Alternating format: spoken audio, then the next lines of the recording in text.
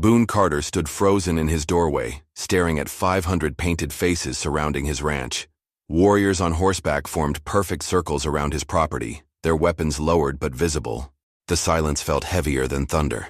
He should have been dead already. That was the rule everyone knew about encounters like this. When that many tribal warriors showed up at your door, you didn't walk away. You didn't even get to speak. But here they sat, waiting, watching him with expressions he couldn't read. Behind him, hidden in the root cellar beneath loose floorboards, a small breathing sound reminded him why this was happening. The child he'd found 3 days ago, barely alive and clutching something in his tiny fist.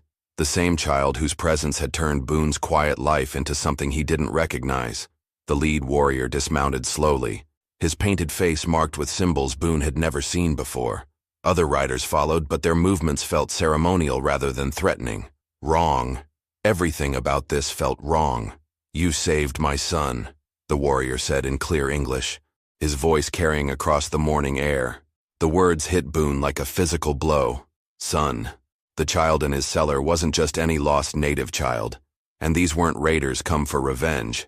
But if that small boy was the son of a tribal leader, and if Boone had somehow saved him from something terrible enough to warrant this display of gratitude, then what exactly had been hunting that child in the first place? And why did the warrior's eyes hold something that looked almost like fear when he spoke those words? 3 days earlier, Boone had been mending fence posts when he heard the gunshots echoing from Devil's Canyon. Not hunting shots. These came rapid and desperate, followed by shouts in a language he didn't recognize. Then silence that felt wrong. He should have minded his own business, should have stayed on his property and let whatever was happening in that canyon resolve itself. But something about those final shots, the way they cut off so abruptly, made him grab his rifle and ride toward the sound. What he found changed everything. The child lay motionless beside a dead horse, so small that Boone almost missed him among the scattered rocks and sagebrush. Blood stained the boy's torn clothes, and his breathing came in shallow gasps that barely moved his chest. Around them, boot prints in the dust told a story of violence. Multiple riders had been here, their horses' hooves churning the earth in patterns that spoke of a chase, a cornering, a final desperate stand. Boone knelt beside the boy, checking for wounds. A bullet had grazed his shoulder, and exhaustion had done the rest. In the child's clenched fist, something hard and small pressed against his palm. When Boone tried to pry the tiny fingers open, the boy's eyes snapped wide with terror. He spoke in his native tongue, words tumbling out between gasps. Boone couldn't understand the language, but he recognized fear when he saw it. The child kept looking toward the canyon entrance, expecting something terrible to return. That's when Boone noticed the other tracks. Larger boot prints, different from the rest, leading away from the scene but circling back. Someone had stayed behind, watching. Someone was still out there. The boy tried to sit up, pointing frantically toward the horizon where dust clouds marked approaching riders. His voice rose to a whisper that sounded like pleading. Whatever had happened here wasn't finished. Boone made his decision in that moment. He lifted the child onto his horse, feeling how light and fragile the small body was against his chest. The boy's fever burned through his torn shirt, and his breathing remained too shallow, too quick. During the ride back to his ranch, the child drifted in and out of consciousness, sometimes mumbling words that sounded like names, sometimes clutching that mysterious object tighter against his chest. When they reached Boone's property, the boy's eyes cleared for a moment, and he looked directly at the rancher with an expression far too old for his young face. He spoke one word in English, clear as daylight. Hide. That night, Boone prepared the root cellar beneath his kitchen floorboards, a space originally meant for storing vegetables through harsh winters. He made it comfortable with blankets and water, ensuring the boy could breathe safely but remain completely concealed. As he settled the child into the hidden space, Boone wondered what kind of men would hunt down someone so young and defenseless. But when he saw the fear still lingering in those small eyes, he knew that question would be answered soon enough. The dust clouds on the horizon hadn't been random travelers. They had been coming for this boy, and they weren't finished looking. The riders arrived the next morning, just as Boone had expected. 6 men on horseback, their faces hard, and their weapons prominently displayed. They wore no uniforms, but something about their coordination suggested they weren't ordinary drifters. These men moved with purpose, and that purpose involved finding something they'd lost. Boone met them on his front porch, rifle resting casually across his arm. The leader, a man with a jagged scar running from his left eye to his jaw, dismounted and approached with the confidence of someone accustomed to getting answers. "Morning," the scarred man said, his voice carrying a slight accent Boone couldn't place. "We're tracking some stolen property. Trail led us through your land. Don't recall seeing anyone pass through," Boone replied, keeping his tone neutral. Beneath his feet, he could feel the slight vibration of the hidden child's breathing through the floorboards. The man's eyes narrowed, scanning the ranch buildings with the thoroughness of someone who made a living, finding things that didn't want to be found. "Property we're looking for is valuable, real valuable. Indian boy, maybe 7 or 8 years old. You wouldn't happen to have seen anything like that?" The casual way he said it chilled Boone's blood. These weren't lawmen. They weren't even settlers with a legitimate grievance. They were hunters, and their prey was a child. "Indian troubles around here?" Boone asked, deflecting the question while gathering information. "No troubles if people mind their business and hand over what doesn't belong to them." The scarred man stepped closer. "Boy, we're tracking carries something that his daddy stole from us. Something worth a lot of money to the right buyers back east." One of the other riders shifted in his saddle, impatience clear in his movement. "We know he came this way, boss. Horse tracks led straight through this valley." "That's interesting," Boone said, fighting to keep his voice steady. "But like I said, haven't seen hide nor hair of any Indian boy." The leader studied Boone's face for a long moment, searching for tells, for cracks in his story. "You sure about that? Because we've been tracking this particular child for 3 days now. He's hurt, probably dying without proper care. Would be a mercy to let us finish what we started." The words hit Boone like a physical blow. These men hadn't been trying to capture the boy. They'd been trying to kill him, and whatever the child carried was worth enough to justify murdering a defenseless child. "I'm sure," Boone said, his grip tightening slightly on his rifle. The scarred man nodded slowly, but his eyes never left Boone's face. "Well then, we'll be moving on, but we'll be back this way again. And if we find out that boy passed through your land and you didn't mention it..." He let the threat hang in the air. After they rode away, Boone waited a full hour before lifting the floorboards. The child was awake, those dark eyes wide with fear. He'd understood enough of the conversation to know what those men wanted to do to him. But when Boone reached down to check on him, the boy did something unexpected. He opened his small fist and revealed what he'd been clutching so desperately. In his palm lay a silver medallion, intricately carved with symbols Boone had never seen before. It caught the light streaming through the floorboards, and for just a moment, it seemed to pulse with its own inner fire. The child spoke one word in his native language, then translated it into broken English: "Father." Over the next 2 days, Boone learned to communicate with the boy through gestures, broken English, and the occasional word they both understood. The child's name was Koa, and he was indeed 7 years old. His fever broke on the second night, and with it came a flood of whispered stories that painted a picture darker than anything Boone had imagined. The medallion belonged to Koa's father, a tribal leader named Ayana, who had been negotiating peaceful trade agreements with white settlers. But some men, the same ones who had hunted Koa through Devil's Canyon, wanted those negotiations to fail. They had stolen the medallion during a raid on the tribal camp, knowing it would be seen as an act of war by Koa's people. The plan was simple and brutal: kill the chief's son, leave his body where the tribe would find it along with evidence pointing to local ranchers, and watch as the resulting conflict destroyed any chance of peaceful coexistence. The medallion in Koa's possession proved his father's innocence and exposed the real criminals. Boone understood why those men were so desperate to silence the boy permanently. The child wasn't just a witness to their crimes. He was living proof of a conspiracy that could get them all hanged if the truth reached the territorial authorities. On the third morning, as Boone brought Koa fresh water and dried meat, the boy grabbed his wrist with surprising strength. His dark eyes were wide with urgency as he pointed toward the window. "Father comes," Koa whispered in English. "Many warriors. They look for me." Boone felt his blood turn cold. "How many?" Koa held up all his fingers, then did it again and again, his small face serious. "All of them. Whole tribe." The implications crashed over Boone like a flood. If Ayana was bringing his entire fighting force to search for his son, they weren't planning a rescue mission. They were preparing for war. Without proof of what had really happened, the tribal leader would assume white settlers had killed his boy.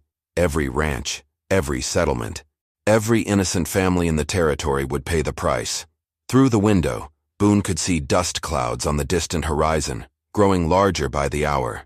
The approaching force was massive, and they were moving with the speed of people driven by grief and rage. Koa seemed to sense Boone's fear. The boy reached into the folds of his torn shirt and pulled out a small leather pouch he'd kept hidden even from Boone. Inside were more items, pieces of evidence he'd gathered during his escape. A button from one of the raiders' jackets, a broken spur with distinctive markings, even a piece of paper with writing that looked like orders.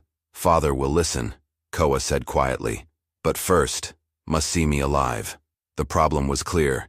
If Boone stepped outside his ranch with Koa when that war party arrived, the warriors would see a white man holding their chief's son.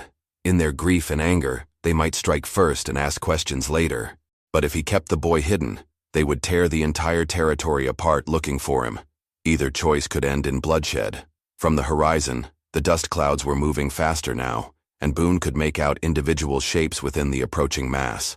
Hundreds of riders, their war paint visible even at this distance, coming to reclaim what they'd lost.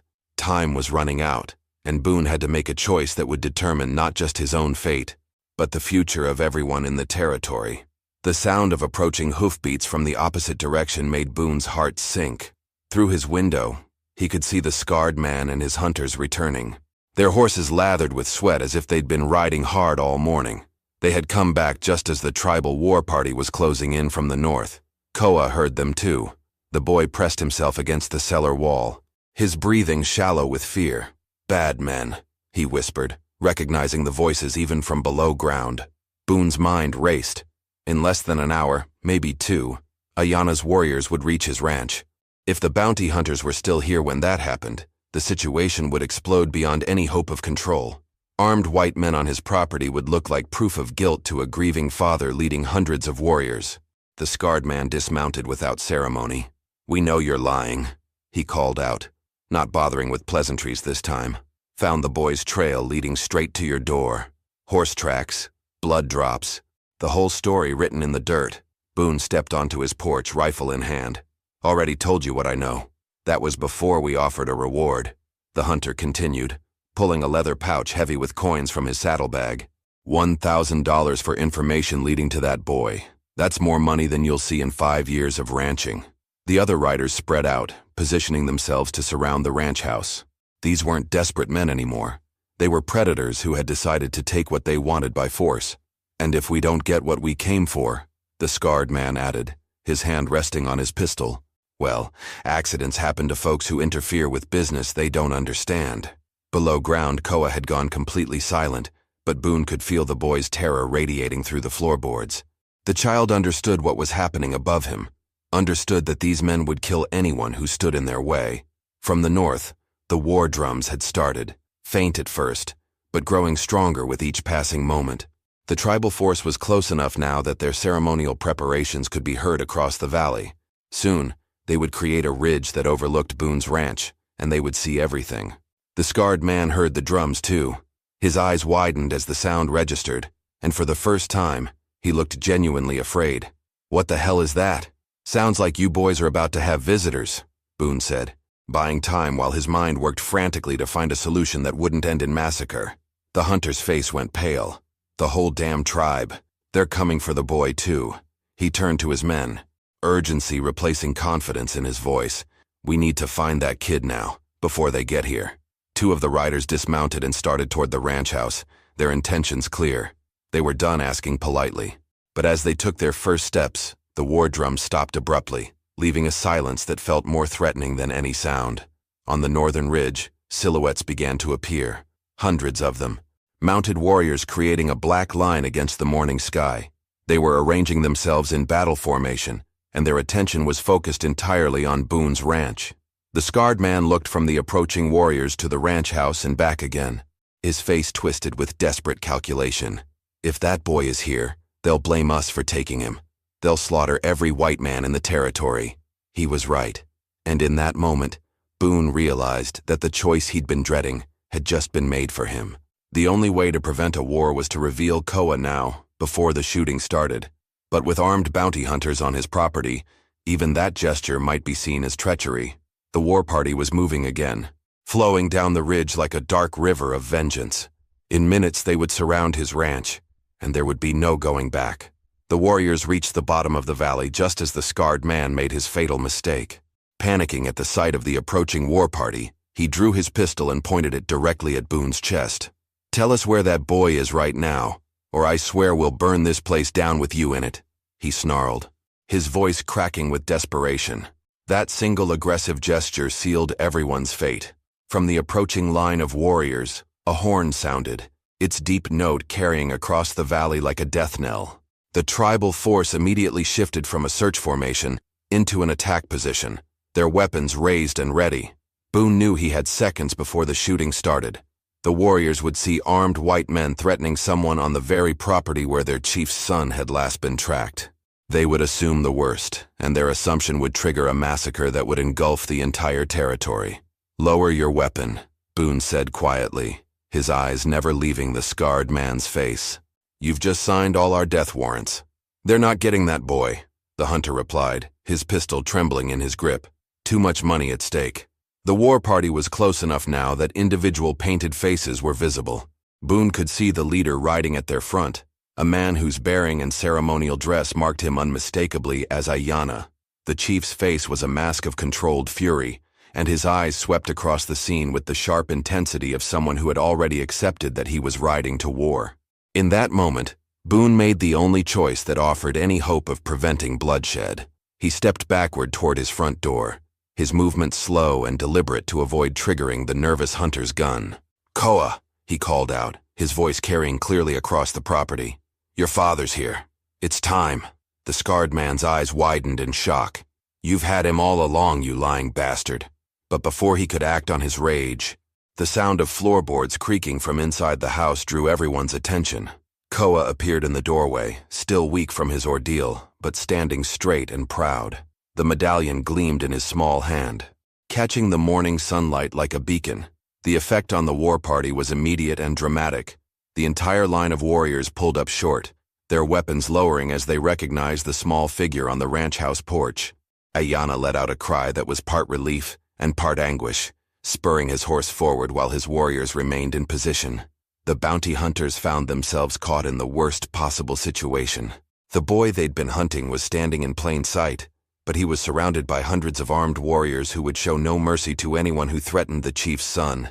"Shoot him now," one of the hunters whispered urgently to his leader. "We can still salvage this." But the scarred man was no longer looking at Koa. His attention was fixed on the approaching chief, whose painted face showed exactly what fate awaited anyone who had harmed his child. The hunter's hand began to shake more violently, and sweat poured down his scarred cheek. Koa stepped forward, still holding the medallion high above his head. When he spoke, his voice carried clearly across the valley. And though the words were in his native language, their meaning was unmistakable to everyone present. He was telling his father that the white man behind him had saved his life. Ayanna dismounted before his horse had fully stopped. His eyes locked on his son with an intensity that spoke of 3 days of desperate fear. When Koa ran to him, the chief swept the boy into his arms, and for a moment the mask of controlled fury cracked to reveal a father's overwhelming relief. The scarred man chose that moment to make his second fatal mistake. Seeing the chief distracted by his reunion with Koa, the hunter raised his pistol and took aim at the boy's back. He never got the chance to fire. Boone's rifle spoke first, the bullet taking the man in the shoulder and spinning him to the ground. The other hunters reached for their weapons, but found themselves facing not just Boone's gun, but hundreds of arrows knocked and ready from the surrounding warriors. "Drop your weapons," Boone commanded, his rifle trained on the wounded leader. "All of you. Now." The bounty hunters had no choice. Their guns fell to the dust as they raised their hands, finally understanding that their hunt had come to an end. Ayanna gently set Koa down and approached Boone, his eyes studying the rancher's face with careful intensity. When the chief spoke, his English was careful, but clear. "My son says you saved his life, that you hid him from these men when they came hunting. Any decent man would have done the same," Boone replied simply. Koa stepped forward then, pulling out the leather pouch he'd kept hidden. He spilled its contents onto the ground between his father and Boone, the evidence of the conspiracy gleaming in the dust. The button, the broken spur, the written orders, and finally, the medallion itself. As Ayanna examined each piece, his face hardened into something terrible to behold. The orders were particularly damning, written in a hand that several of the hunters recognized with growing horror. Their employer's name was clearly visible at the bottom of the page, along with detailed instructions for eliminating both the chief's son and any witnesses. "These men killed our horses," Koa explained in English, wanting Boone to understand the full scope of what had happened. "Chased me into the rocks. Wanted to make it look like settlers did it. Start war between our people." The implications were staggering. Someone had orchestrated an elaborate plot to destroy the peace negotiations between the tribe and local ranchers, using the death of an innocent child as the trigger. The medallion wasn't just a family heirloom. It was proof that Ayana had been acting in good faith, making the frame-up even more cruel and calculated. Ayana turned to face the captured hunters, his voice carrying the weight of absolute authority. "You will tell us who hired you. You will tell us every detail of this plan. And then you will pray that the territorial marshal shows you more mercy than I am inclined to." The scarred man, still clutching his wounded shoulder, looked around at the hundreds of warriors surrounding him. He saw no escape, no hope of rescue, and no reason to protect employers who had sent him on a mission that was always meant to end in his death. "It was Morrison," he gasped out. "Land speculator from back east. Wanted the treaty talks to fail so he could buy up the territory cheap after the war started." The puzzle pieces were finally falling into place, and the picture they formed was one of greed, manipulation, and callous disregard for human life. Ayana stood and faced the assembled warriors, Koa's small hand clasped firmly in his own. The chief's voice carried across the valley as he spoke in his native language, his words painting the complete picture of what had transpired. He told them how his son had been hunted like an animal, how evil men had plotted to use the boy's death to start a war, and how one white man had risked everything to save an innocent child. As the story unfolded, something remarkable happened among the warriors. The rigid battle formation began to dissolve as individual riders dismounted, their weapons lowered completely. These were not just soldiers following orders. They were fathers, brothers, and uncles who understood exactly what Boone's choice had meant. When Ayana finished speaking, he turned to address Boone directly in English, but his words were meant for every warrior present. "You could have turned my son away. You could have saved yourself by giving him to these men. Instead, you chose to protect a child who was not your own, knowing it might cost you your life." The chief gestured toward the captured hunters, who sat bound and guarded in the dust. "These men would have killed Koa and left evidence pointing to your people. The war that followed would have destroyed every ranch, every settlement, every family in this territory. Hundreds would have died, all to serve one man's greed." One by one, the warriors began to approach. They didn't come as a threatening mob, but as individuals paying respect to someone who had earned it. The first warrior to reach Boone was an older man whose weathered face spoke of decades of conflict and survival. He placed his hand on Boone's shoulder and spoke a single word in his language, then repeated it in broken English. "Brother." Others followed, each offering their own gesture of respect and gratitude. Some touched his shoulder, others simply nodded with deep solemnity, and a few spoke brief words in English that conveyed their meaning clearly. They understood that this man had prevented not just their tragedy, but their transformation into the very monsters their enemies wanted them to become. Koa broke away from his father and ran to Boone, wrapping his small arms around the rancher's waist. When he looked up, his dark eyes were bright with tears, but his voice was strong and clear. "You saved my life. You saved my father's heart. You saved my people from doing terrible things." As more warriors continued their procession of respect, Boone felt overwhelmed by the magnitude of what had almost happened. If he had chosen differently, if fear or self-preservation had guided his decision, the innocent boy clinging to him would be dead. More than that, the grief-stricken father standing nearby would have led his people into a war that would have consumed everything good in this territory.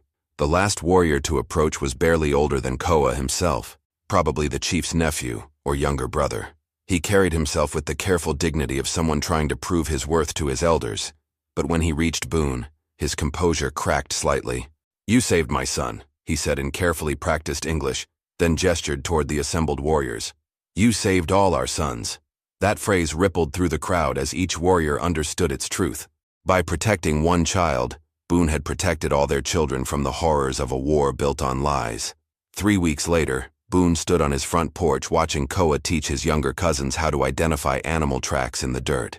The territorial marshal had come and gone, taking the captured hunters and their written confessions to the capital where Morrison awaited trial for conspiracy and attempted murder. The land speculator's scheme had unraveled completely once the evidence was presented, and his assets were being seized to compensate the affected tribes and settlers. The peace negotiations had resumed with renewed vigor, built now on a foundation of mutual respect that Morrison's plot could never have anticipated. Ayanna had insisted that Boone serve as a witness to the new agreements, recognizing that the ranchers' actions had proven that trust between their peoples was not only possible, but essential. Koa had recovered completely from his physical wounds, though he still sometimes woke at night from dreams about the chase through Devil's Canyon. On those occasions, he would slip out of his family's temporary camp near the ranch and make his way to Boone's kitchen, where the rancher would brew strong coffee and listen to whatever the boy needed to say. During one of these late-night conversations, Koa had asked why Boone had risked so much for someone he didn't know. The rancher had thought for a long time before answering, finally settling on the simple truth that some choices weren't really choices at all. When you saw a child in danger, you acted. Everything else was just details. The relationship between Boone and Ayanna had evolved into something neither man had expected. The chief often brought his son to visit the ranch, and their conversations ranged from practical matters of land management to deeper questions about raising children in a world that could be both beautiful and brutal. Ayanna had lost his own father when he was not much older than Koa, and he valued the perspective of a man who had chosen fatherhood over fear. For Boone, who had lived alone for so many years that solitude had become his default state, the regular presence of visitors had transformed his understanding of what home could mean. His ranch was no longer just a place where he worked and slept. It had become a bridge between worlds, a place where different people could meet safely and discover their common ground. The medallion now hung in a place of honor in Ayanna's lodge, but its real significance had changed. Instead of being a symbol of one man's authority, it had become a reminder of what could be accomplished when courage and compassion worked together. Koa wore a smaller replica that his father had commissioned, not as a mark of status but as a promise to remember the lessons learned during those 3 terrible and transformative days. On this particular evening, as Boone watched the children play in his yard while their parents discussed the details of the new treaty, he reflected on how dramatically his life had changed. The solitary rancher who had once avoided contact with his neighbors now found himself at the center of a community that spanned 2 cultures. When Ayanna approached the porch, Koa running ahead to show off a particularly clear cougar print he'd found, the chief's expression carried the same gratitude that had marked their first meeting weeks earlier. "You saved my son," Ayanna said quietly, the words that had become their informal greeting. But this time he added something new. "And my son saved us all."